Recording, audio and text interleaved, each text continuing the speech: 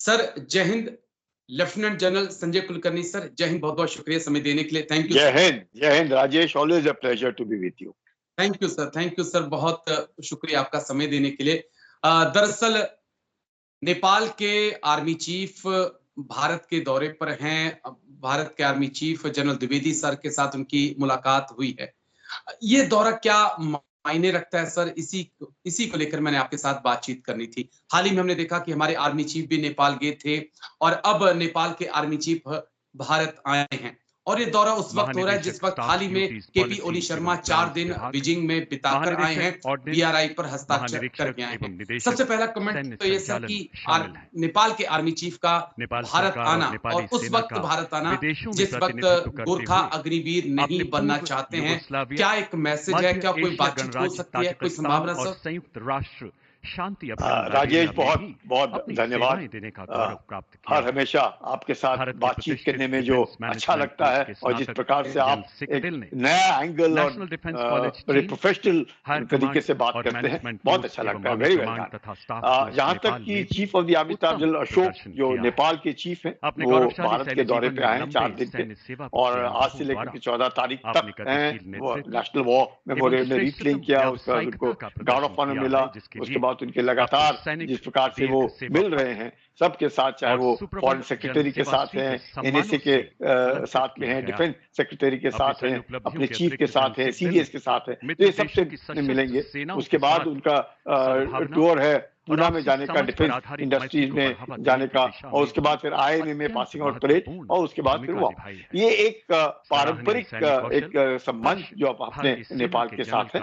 और ये 1974 में इस तरह का ये फॉर्मलाइज हुआ था जब field marshal Manekshaw chief of the army staff थे, और उसके बाद उन्होंने ये फॉर्मलाइज किया कि भाई हमारे जब चीफ जाते हैं तो वो उनको उनके हमारे चीफ को chief of the army staff Nepal army के बनाते हैं, और जब वहां से हमारे यहाँ आते हैं तो उनको भी उसी तरीके से हम लोग वो एक ऑनरी पदवी देते हैं, chief of the army staff.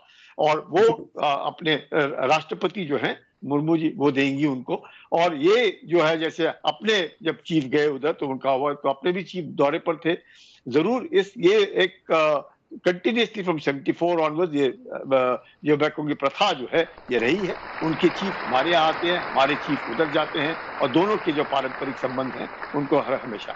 जहां तक उनके जो प्रधानमंत्री हैं शर्मा साहब बोली, जो चीन के विजिट पे थे, और जिस प्रकार से एक कम्युनिस्ट होने के नाते उनके जो संबंध हैं चीन के साथ, और अमूमन देखा जाता है कि जब भी चीन में अपने नेपाल में प्रधानमंत्री बनते हैं तो वो पहला जो उनका विजिट होता है वो भारत में होता है, और उसके बाद वो कहीं जाते हैं। भाई दोनों ने चीन जाने का सोचा, वो उनकी मर्जी है जैसे। और वो चीन के साथ क्लोजनेस, एक तो मैं कहूँगा आइडियोलॉजिकली भी अपने आप को वो उनसे नजदीकी समझते होंगे। उसके बाद जिस प्रकार से वो सोचते हैं कि शायद चीन उनको आर्थिक मदद दे करके काफी प्रोजेक्ट्स बनाने की सोच कर रहा है। दूसरा वो जो रेलवे लाइन जो लासा से काठमांडू आ रही है, जिस प्रकार से आप कन्फ्यूशियस सेंटर देखते हैं नेपाल के बीच में, तो कहीं ना कहीं नेपाल को लगता होगा कि शायद चीन के साथ अच्छे संबंध बनाने में उनको एक बैलेंसिंग एक्ट में फायदा भारत से भी है और फायदा वो चीन से भी लेना चाहते हैं। पर यह है कि जो नेपलीज हैं वो अपने भाई बंधु हैं और हमारे साथ रहे हैं। उनके जितने भी गोरखा रेजिमेंट में तकरीबन 60% वहां से सैनिक अपने भारतीय फौज में हैं, जिन्होंने बगैर मतलब उस वही सैक्रिफाइस और वही दृढ़ता और वही जोश, वही मैं कहूँगा गर्म जोशी के साथ, और जिस प्रकार से उन्होंने एक अच्छे सैनिक का जो हमेशा निभाया है कर्तव्य, नाम नमक निशान अपने भारत के लिए, वो वाकई बहुत ही सराहनीय है। और हम लोग हर हमेशा ये कहते हैं कि उनका जो भी सैक्रिफाइस रहा, जो भी उनका कंट्रीब्यूशन है, बहुत अच्छा है। और हम यहाँ पे गर्व है कि हमारे साथ नेपलीज के भी ट्रुप्स पार्टिसिपेट करते हैं। जहाँ तक आपका सवाल है कि अग्निवीर को लेकर के जो थोड़ा सा अनबन है दोनों देशों के बीच में, ये अनबन इसलिए है कि वो सोचते होंगे कि भारत ने हमसे पूछा नहीं और ये इस तरह का ले आए एक स्कीम जिसमें उनके सैनिक आते थे और काफी 60-70 हजार वहां पर भी एक सर्विसमैन है, उससे भी ज्यादा लाख सवा लाख एक सर्विसमैन होंगे उधर भी जो पेंशन पाते हैं भारत से, और वहाँ उनका संबंध हम लोगों का अच्छा है, हमारे डिस्बर्सिंग ऑफिसर हैं तो हर हमेशा रहे हैं। लेकिन जहां तक अग्निवीर को लेकर के है, उनको लगता है कि 4 साल के बाद ये क्या करेंगे। मुझे लगता है कि तो शायद मुझे ऐसे लगता है कि नेपाल ने अचानक मतलब दबाव बनाने की जो कोशिश कर रहे हैं कि हमें भारतीय फौज में हम 4 साल के लिए नहीं, हमें आप जैसे पुरानी प्रथा थी वैसे ही लीजिएगा, तो ये होना थोड़ा मुश्किल है। इसलिए मुश्किल है क्योंकि कॉमन है। कॉमन मतलब ये नहीं हम कह सकते हैं कि भारतीय सैनिक को जो अग्निपथ के स्कीम में अग्निवीर 4 साल और नेपालीज वालों को परमानेंट रखा जाए, ऐसे तो हो नहीं सकता है। जहां तक स्कीम शुरू हुई है अभी 4 साल हुए नहीं है और उसके ऊपर रिव्यू चल रहा है, उसके ऊपर डिस्कशन चल रहे हैं, इसका फीडबैक आएगा और उसमें देखना है कि 4 साल के बाद 25% रखने हैं, 50% रखने हैं, 75% रखने हैं, क्या करना है अभी निर्णय नहीं लिया है। ये पहली स्कीम है जिसमें कि 25% तो 100% कंफर्म्ड है, इसमें तो कोई शक नहीं, पर इसको बढ़ाना है क्या करना है वो तो मुझे लगता है कि उन्होंने इस बारे में ज्यादा नहीं सोचता था, क्योंकि सवाल ये है कि 4 साल भी जब कोई करता है अग्निवीर रहेगा और उसके बाद जो 25 हो, 50 हो, 75% हो जो नेपालीज आते हैं और जो गुरखा पलटने हैं अपने यहाँ, तकरीबन मैं कहूँगा 35 से ज्यादा ही है, 35 और 40 के बीच में है जो गुरखा पलटने हैं, और उनमें अभी भी तकरीबन 40% अपने इंडियन डोमिसाइल गुरखास होते हैं, और जहाँ पे कभी पेशी पाई गई वहां पे कुमाऊनीज हैं, गढ़वाली हैं, इनको लिया गया है। तो ऐसे नहीं है,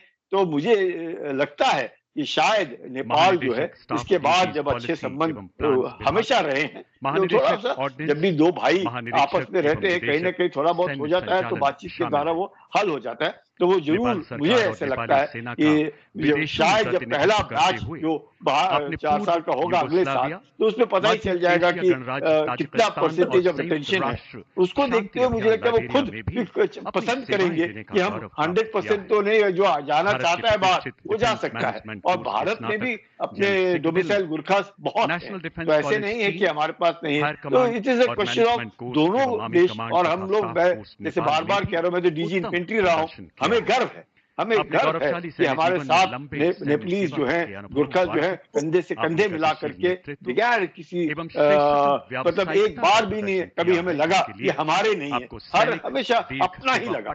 उनकी बातचीत, हम तो गुरखाली सीखते हैं और उनके साथ बातचीत भी करते हैं, आपने भी देखा है, तो ऐसे कुछ नहीं, हमने कभी उनको उस निगाह से नहीं देखा कि हमारे नहीं है, वो हमें हमेशा अपने ही लगते हैं। तो उस तरीके से हम उनसे बात करते हैं, उन्हीं के उसी तरीके से वो ट्रेनिंग भी पाते हैं, कुछ भी नहीं, मतलब आप 0.00001% भी नहीं कह सकते कि दोनों सैनिकों के बीच में कोई भेदभाव है, कोई भेदभाव नहीं, और रखेंगे भी नहीं हम, क्योंकि वो हमारे अपने हैं। तो मुझे लगता है कि जैसे आपने कहा कि नेपाल के चीफ आए होंगे, आने के बाद उन्होंने भी हो सकता है कि बात की होगी कि क्या कर सकते हैं, तो उन्हें भी अब लगा होगा कि हाँ वाकई ये जो स्कीम है, और उनके लड़के 60% तो अभी भी हैं, नेपाल के गुरखा जो है आज भी 60% तो पलटनों में है ना, तो वो भी देख रहे होंगे कि स्कीम बहुत अच्छी है और बहुत फायदे हैं, और इनका ट्रेनिंग बहुत अच्छा है, इनका फायरिंग का स्टैंडर्ड अच्छा है, इनका ड्रिल का स्टैंडर्ड अच्छा है, इनका वर्बल ऑर्डर्स का स्टैंडर्ड इनका अच्छा है, इनका इंडिकेशन ऑफ लैंडमार्क्स का स्टैंडर्ड अच्छा है। तो ऐसे नहीं है कि ये जो लड़के हैं 4 साल में ये ऐसे टाइम पास करें, बिल्कुल नहीं, मैं कहूंगा कि बहुत अच्छे हैं, और क्योंकि उनको मालूम है कि उनमें से बेस्ट को फौज ने रखना है, और जो नहीं हो पाए हमने दूसरी बात जो है इसके साथ अटैच की, जो जाएंगे हमारे जो यहाँ के सैनिक हैं, हम उनको पैरामिलिट्री फोर्सेस में लेते हैं और लेंगे, क्या क्योंकि वो आया है किसी। मैं बस यहीं पे आपको रोकना चाह रहा था, क्योंकि यही वो पॉइंट था जिसको मैं पकड़ना आपसे चाह रहा था। क्योंकि हमारे जो 75% जाएंगे सर, उनको तो सीएपीएफ में एडजस्ट किया जाएगा, स्टेट गवर्नमेंट उनको एडजस्ट कर लेगी। लेकिन अगर गोरखा अगर 10,000 भी हर साल भर्ती होते हैं, उसमें से 9,000 वापस जाते हैं, तो क्या नेपाल गवर्नमेंट कहां उनको एडजस्ट करे? कंफ्यूजन यहाँ पर है सर, इसको भारत कैसे एड्रेस कर सकता है? क्या हम उन्हें भी सीएपीएफ में ले सकते हैं? कुछ ऐसा पहल की जा सकती है एमओडी इसका, एमओएच और एमओडी इसके बीच बातचीत कर सकते हैं? कोई पॉसिबिलिटी देख रहे हैं आप?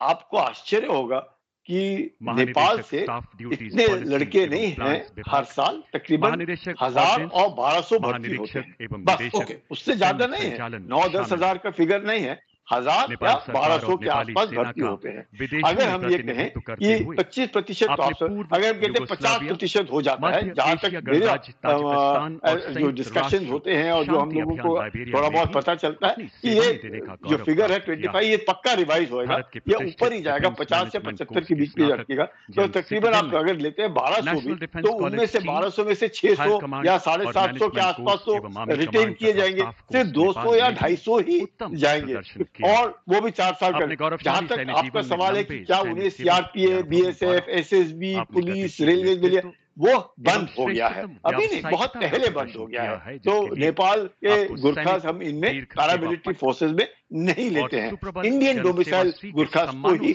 लेते हैं। अगर उनमें से कोई इंडियन डोमिसाइल है तो बात अलग है, लेकिन नेपालीज के जो है वो सिर्फ आर्मी में ही आ सकते हैं, वो पैरामिलिट्री फोर्सेस में नहीं जा सकते। वो बहुत पहले बंद हो गया था, तो उनको मालूम है। तो वो सवाल तो है ही नहीं। तो जो जाएंगे बाहर, और अगर जितने भी जाते हैं, जैसे कहा 1000 और 1200 ही भर्ती होते हैं हर साल, तो बाकी सब नेपाल ही जाएंगे वापस, या कहीं और प्राइवेट इंडस्ट्री भारत में जहां पर भी जा सकते हैं, पर पैरामिलिट्री फोर्स में वो नहीं जा सकते।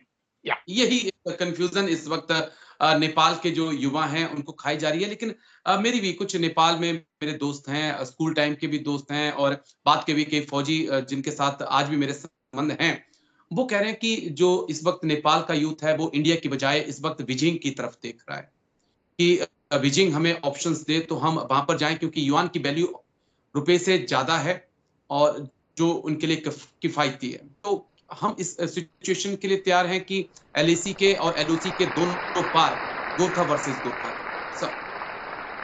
देखिए ऐसे नहीं है। अब जहां तक कि गुरखास हैं, ब्रिटेन में भी हैं, क्योंकि जितनी पलटनें हमारे पास आई हैं, उसी 1947 में कुछ पलटनें ब्रिटेन चली गई थी, और ब्रिटेन में भी वो भर्ती होते हैं। अगर आप नेपाल में पूछेंगे तो वो पहले चॉइस उनका ब्रिटेन है, क्योंकि उनको लगता है कि वहां तनख्वाह है, वहां पे उनको रहने का मौका मिलता है, उनको प्लस इंग्लिश वो सीख जाते हैं। आजकल के बच्चे तो अंग्रेजी कोई ऐसी मुश्किल वाली भाषा नहीं है, क्योंकि सब पढ़े लिखे लड़के हैं, वो पुराने जमाना का काम तो खत्म है। तो वो जाना चाहते हैं ब्रिटेन में, और ब्रिटेन में अगर वहां पे नहीं हो पाता है तो वो भारत में आते हैं, क्योंकि भारत में भाषा एक जैसी है, इंग्लिश आए ना आए उनको कोई फर्क नहीं पड़ता। बस वो जोश और जज्बे और जुनून में कोई कमी नहीं है, वो सिर्फ भाषा में हो सकता है इधर उधर का थोड़ा बहुत जो नहीं सीख पाया, वो भारत में आ जाता है।